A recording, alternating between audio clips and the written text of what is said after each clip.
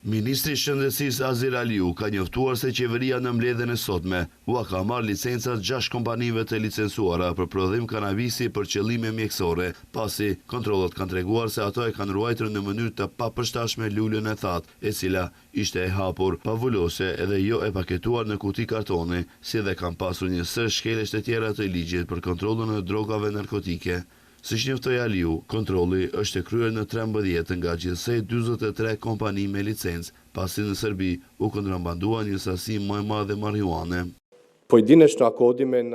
Nëse shkojmë në mënyrë individuale, kompanive që prej sotu janë marrë licencat janë Alpha Farm, Green Life, CBD, Medplant, Life Plant, Ata Farm dhe Cannabidos. Mungesat janë të ndryshme nga aspekti administrativ, nga aspekti infrastrukturor, nga aspekti teknologjik, nga kapaciteti njerëzor e kështu me radhë. Përveç kontrollave të kryera, deri më tani në 13 subjekte juridike, Aliu paralajmëroi kontrolle në të gjitha 43 subjektet juridike, të cilat kultivojnë kanabis për qëllime mjekësore.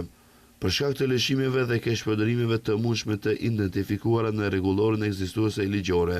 Aliu njoftoi një zgjidhje të re ligjore që do të miratonë kur të përfundojnë kontrollet në 43 subjektet ligjore, e cila ai tha se do të ketë një zgjidhje ligjore që do të jetë në përputhje me direktivat e BE-s dhe atë që mungon në terren.